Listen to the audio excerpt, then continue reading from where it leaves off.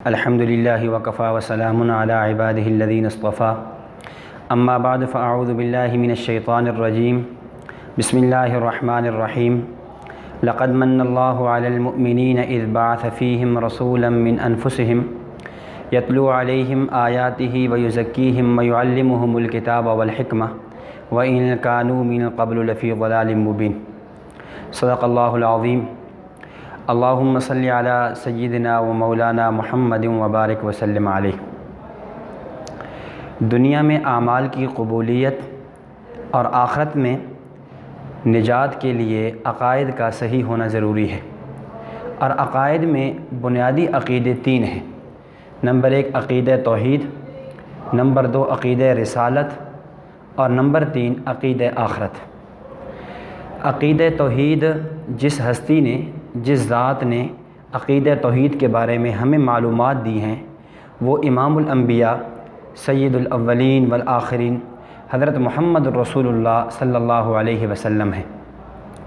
اور عقیدہ آخرت کے بارے میں بھی جس ہستی نے ہمیں معلومات دی ہیں، وہ امام الانبیاء حضرت محمد رسول اللہ صلی اللہ علیہ وسلم ہیں۔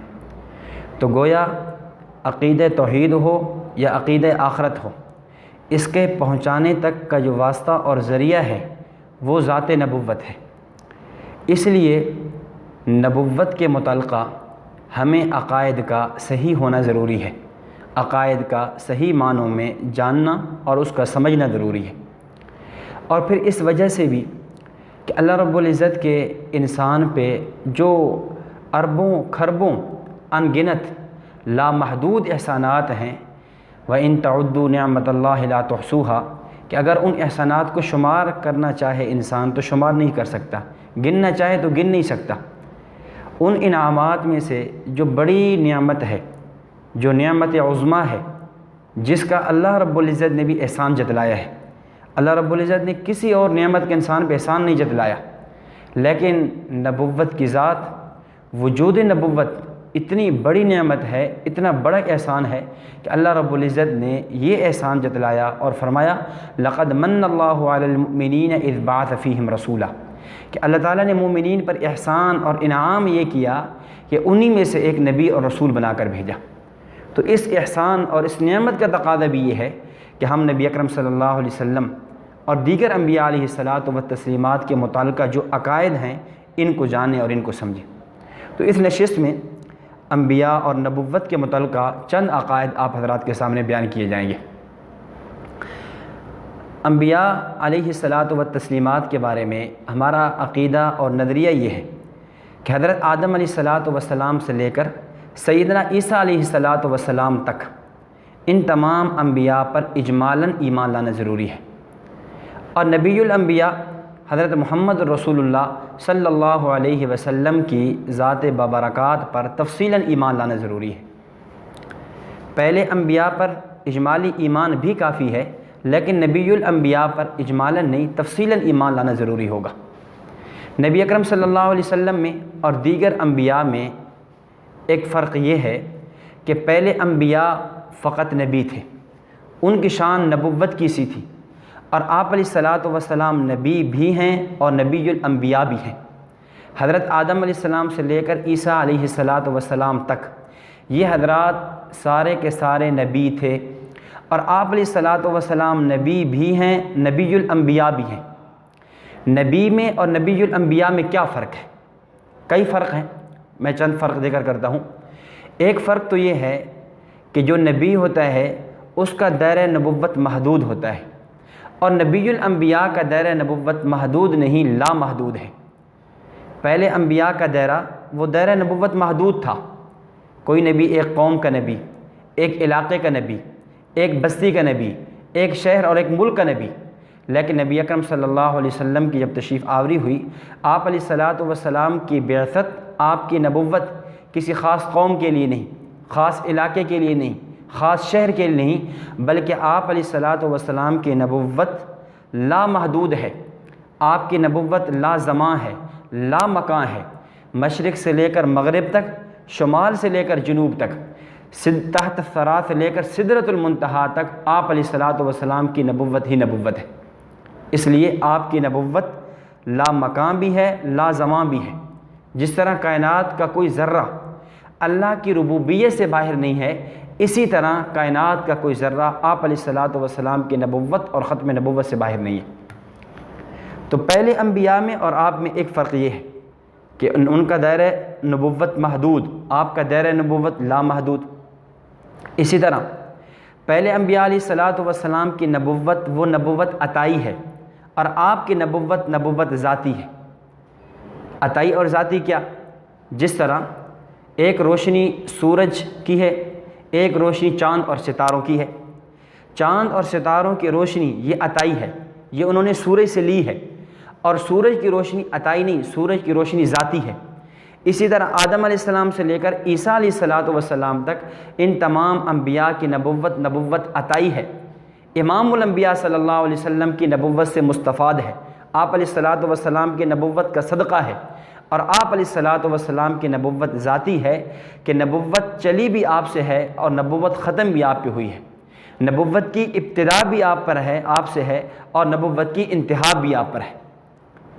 اور اسی طرح نبی اور نبی الانبیاء میں ایک فرق یہ بھی ہے کہ پہلے جو انبیاء تھے، نبی تھے، وہ نبی تھے امت کے، اور آپ علیہ الصلاۃ والسلام نبی ہیں، آپ نبی ہیں نبیوں کے، یا یوں کہہ دیں کہ ان کے پاس امامت تھی، امت کی امامت امت ان کے پاس تھی، اور آپ علیہ الصلاۃ والسلام کے پاس جہاں امامت امت ہے وہاں امامت نبوت بھی ہے۔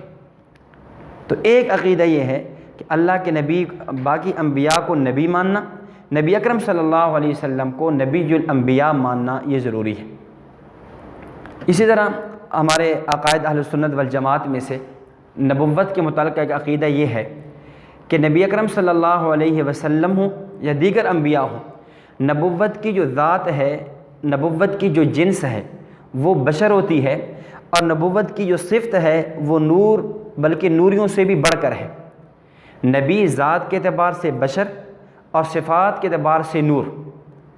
انما انا بشر مثلکم، میں تمہارے جیسا بشر ہوں، یہ نبی کی ذات ہے، یہ نبی کی جنس ہے۔ اور قد جاءکم من اللہ نور، اور اللہ رب العزت کی طرف سے نور بھی ہیں، یہ آپ علیہ الصلاۃ والسلام کی صفت ہے، آپ علیہ الصلاۃ والسلام کے اوصاف ہیں۔ اور نبی کو بشر ماننا، اس میں ہی نبوت کا کمال ہے۔ نبوت کا کمال بھی یہی ہے، نبوت کی فضیلت بھی اسی میں ہے کہ نبی کو بشر مانا جائے۔ اس لیے کہ اللہ رب العزت نے جتنی بھی مخلوقات پیدا کی ہیں، انسان ہوں، جن ہوں، نوری مخلوق فرشتے ہوں، ان تمام میں جو فضیلت بخشی ہے اور جو اللہ رب العزت نے ایک فضیلت عطا فرمائی ہے وہ بشریت کو ہے، انسانیت کو ہے۔ سورہ بنی اسرائیل میں فرمایا وَلَقَدْ كَرَّمْنَا بَنِي آدم، ہم نے بنی آدم کو فضیلت دی ہے، ہم نے تمام مخلوقات میں سے بنی آدم کو چن لیا، انہی کی فضیلت دی ہے۔ تو نبی اکرم صلی اللہ علیہ وسلم کو بشر مانے، اس میں نبی اکرم صلی اللہ علیہ وسلم کی تعظیم ہے، اسی میں آپ علیہ الصلاۃ والسلام کی توقیر ہے۔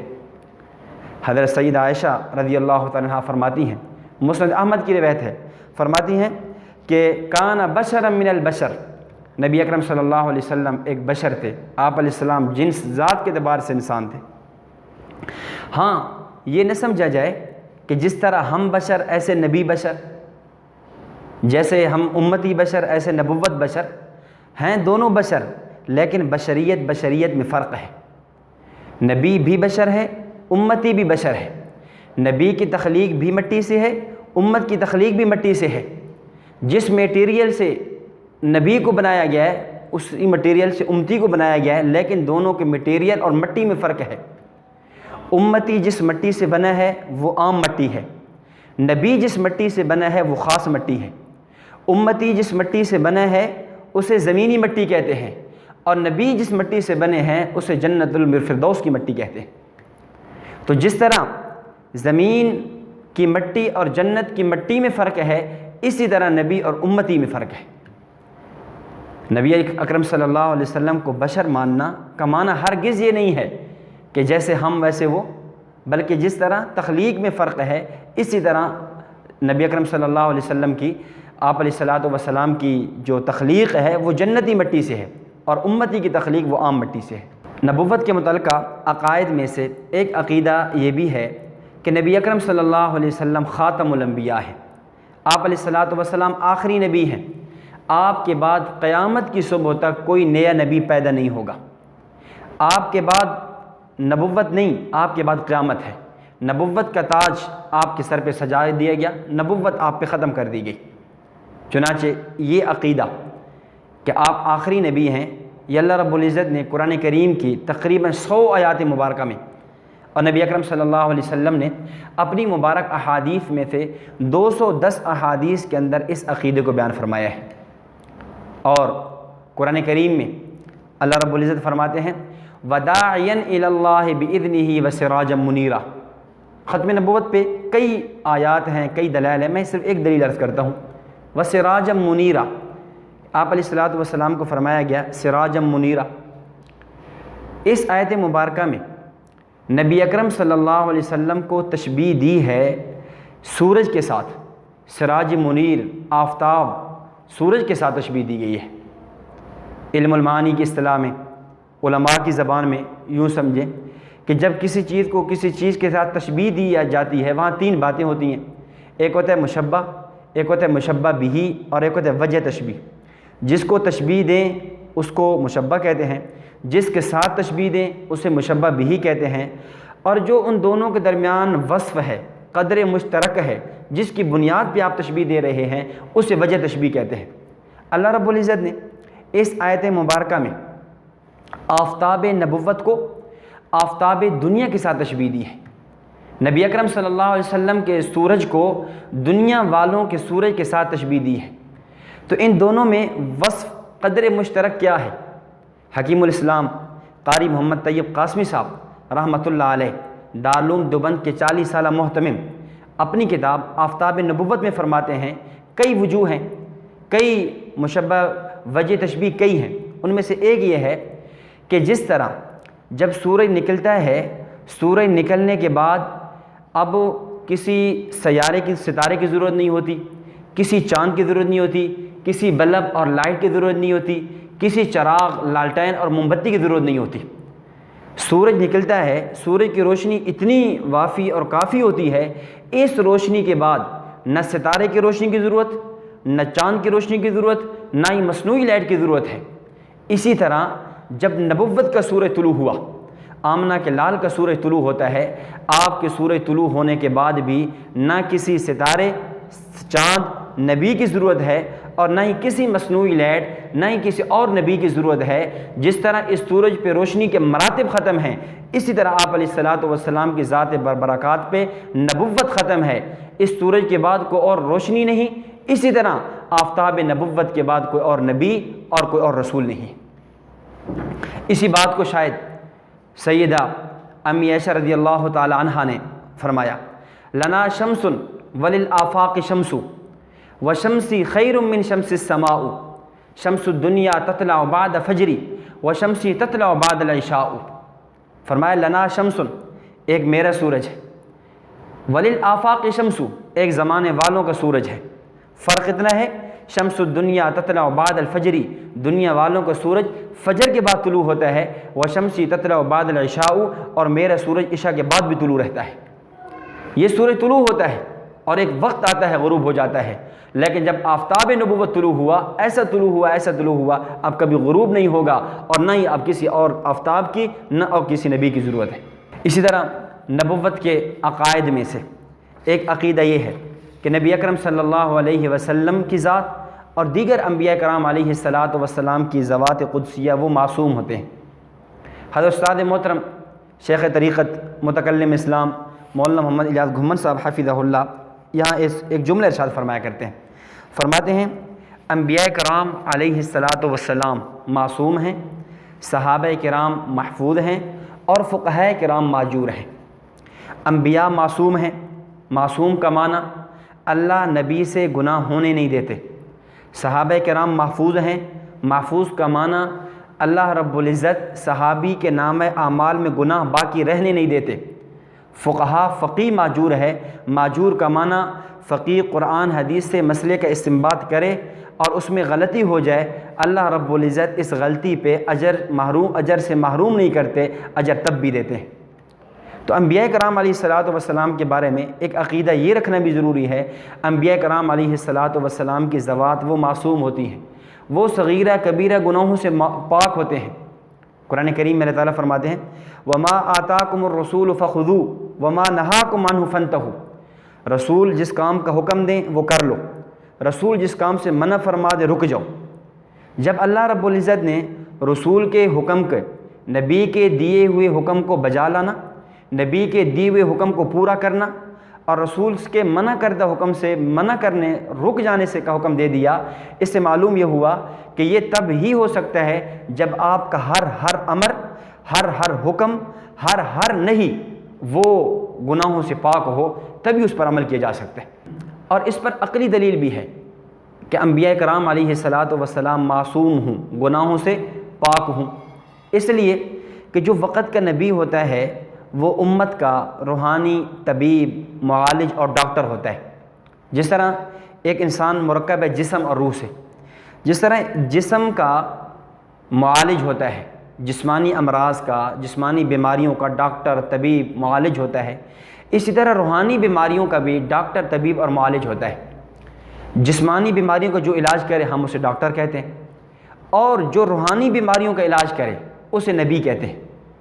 جس طرح جسمانی بیماریوں کے معالج کے لیے ضروری ہے کہ جس مرض کا علاج کر رہا ہے خود اس مرض میں مبتلا نہ ہو، اسی طرح روحانی بیماریوں کے معالج کے لیے بھی ضروری ہے، روحانی بیماریوں کے حکیم اور طبیب کے لیے بھی ضروری ہے کہ جس مرض کا علاج کر رہا ہے خود اس میں مبتلا نہ ہو۔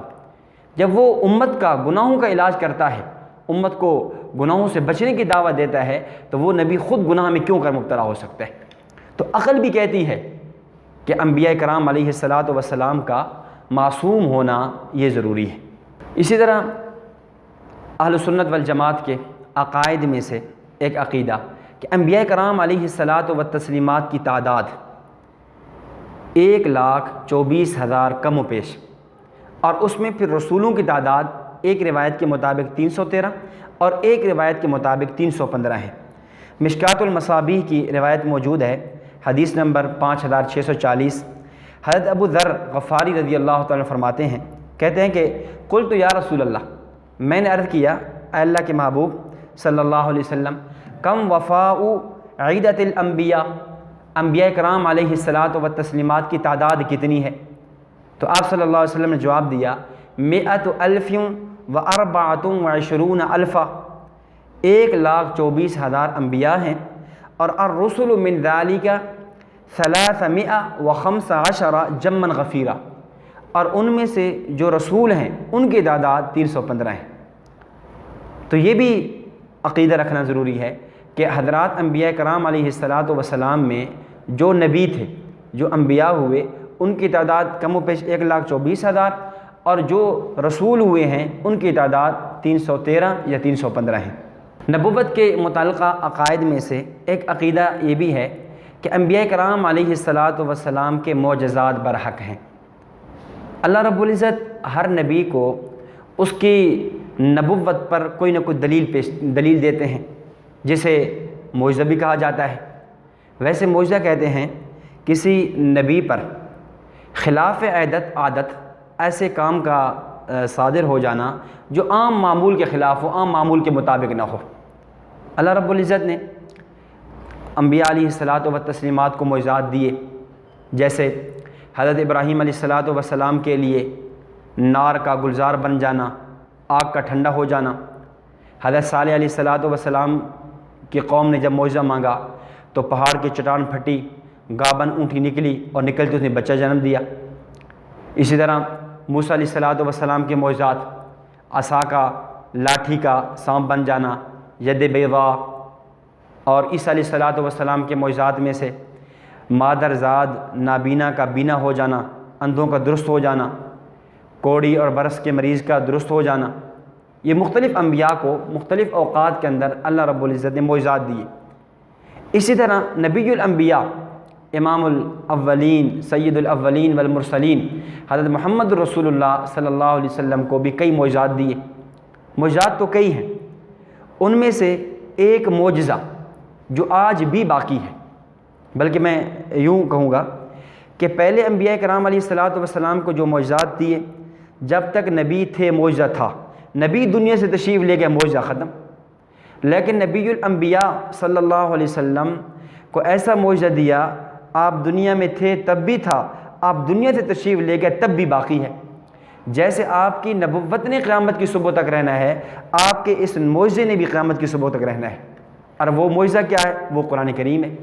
قرآن کریم کا محفوظ ہونا، وہ قرآن کریم جو سیدنا جبریل علیہ الصلوۃ والسلام لے کر آئے، نبی اکرم صلی اللہ علیہ وسلم کے قلب اطہر پہ اتارا، حضرت ابو بکر صدیق، عمر، عثمان و علی، امیر معاویہ رضی اللہ تعالیٰ عنہ نے لکھ کر امت کو دیا۔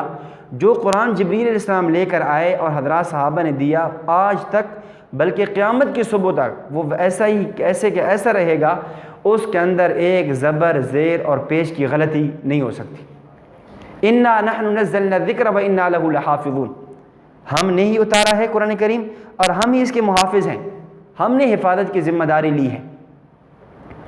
ہو کیوں نہ اسلام ممتاز دنیا بھر کے دینوں میں، ہو کیوں نہ اسلام ممتاز دنیا بھر کے دینوں میں، وہاں مذہب ہے کتابوں میں، یہاں مذہب ہے سینوں میں۔ تو قرآن کریم ایسی کتاب ہے، 6 سال کا بچہ وہ بھی سینے میں سجائے ہوئے ہے، اور 76-86 سال کا بوڑھا وہ بھی اپنے سینے میں سجائے ہوئے۔ تو یہ نبی اکرم صلی اللہ علیہ وسلم کا ایسا معجزہ ہے جو آج بھی باقی ہے۔ تو نبوت کے معجزات پر بھی ایمان لانا اور یہ عقیدہ رکھنا کہ انبیاء کرام علیہ الصلوۃ والسلام کو اللہ نے معجزات دیے ہیں، مختلف انبیاء کو مختلف معجزات دیے، آپ علیہ الصلوۃ والسلام کو بھی معجزات دیے، اور ان میں سے ایک اہم معجزہ قرآن کریم ہے۔ دیگر اور بھی کئی معجزات ہیں۔ اسی طرح اہل سنت والجماعت کے عقائد میں سے جو نبوت کے متعلقہ ہیں، ایک عقیدہ یہ بھی ہے کہ نبی اکرم صلی اللہ علیہ وسلم افضل الانبیاء ہے، تمام انبیاء کرام علیہ الصلوۃ والتسلیمات میں سے آپ افضل ہیں۔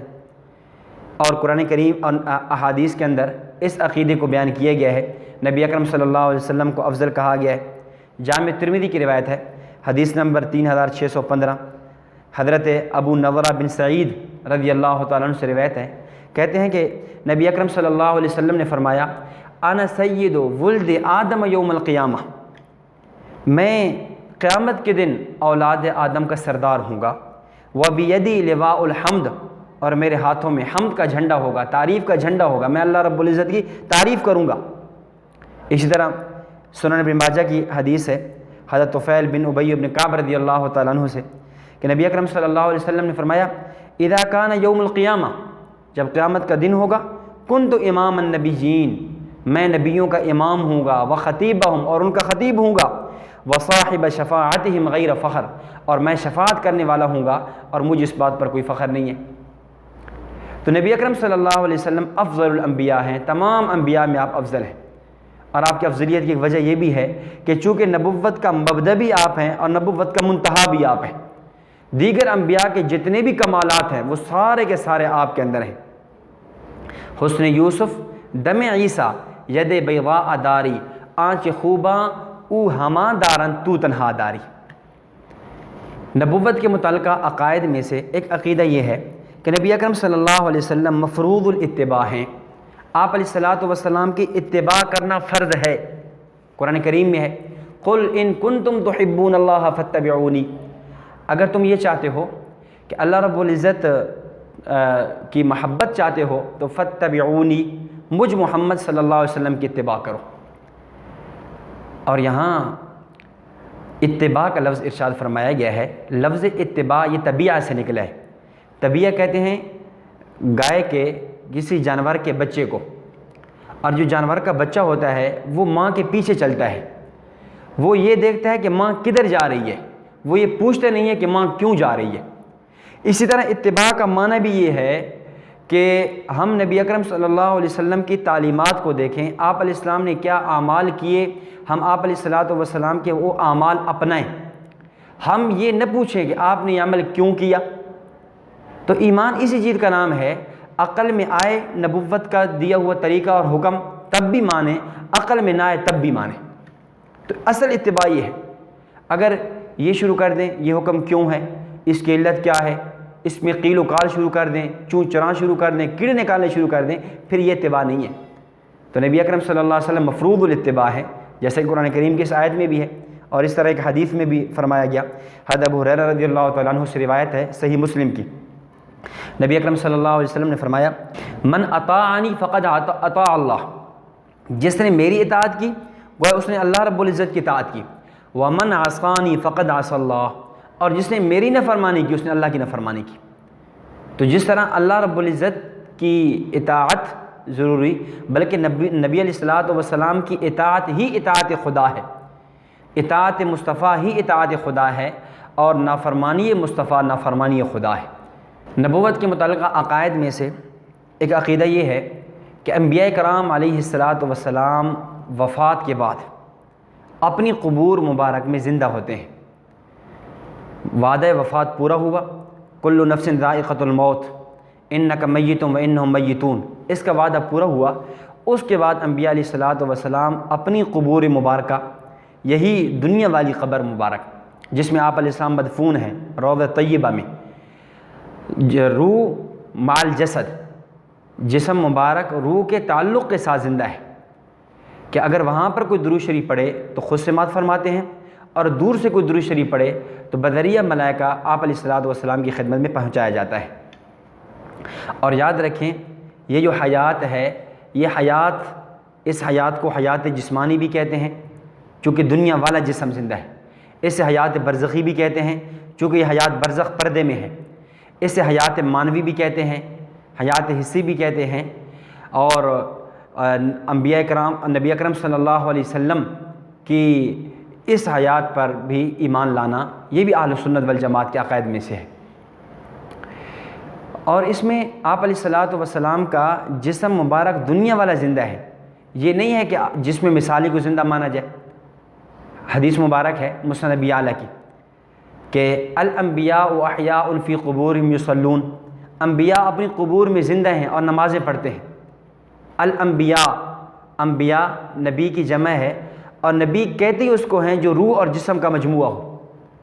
صرف روح کو نبی نہیں کہتے، صرف جسم کو نبی نہیں کہتے۔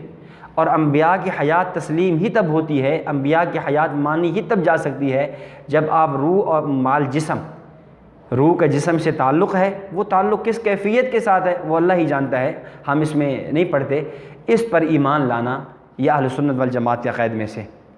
اور ساتھ ساتھ انبیاء کرام علیہ السلام اپنی قبور میں نمازیں پڑھتے ہیں، جیسے اس حدیث مبارک میں ہے۔ اور ایک دوسری حدیث جو صحیح مسلم کی ہے، حدیث میں ہے صحیح مسلم کی روایت جو ہے انس بن مالک رضی اللہ تعالیٰ عنہ سے ہے کہ ان رسول اللہ صلی اللہ علیہ وسلم قال مررت على موسى ليلة اسری بی عند الکثیب الاحمر وهو قائم يصلي في قبری۔ نبی اکرم صلی اللہ علیہ وسلم فرماتے ہیں کہ معراج کی رات میرا گزر موسیٰ علیہ الصلوۃ والسلام کی قبر پہ ہوا، اور میں نے دیکھا کہ موسیٰ علیہ الصلوۃ والسلام اپنی قبر میں نماز پڑھ رہے ہیں۔ تو موسیٰ علیہ الصلوۃ والسلام کا قبر میں نماز پڑھنا اور حدیث میں آپ علیہ الصلوۃ والسلام کا یہ بیان فرمانا اس بات کی دلیل ہے کہ انبیاء اپنی قبور میں نمازیں پڑھتے ہیں۔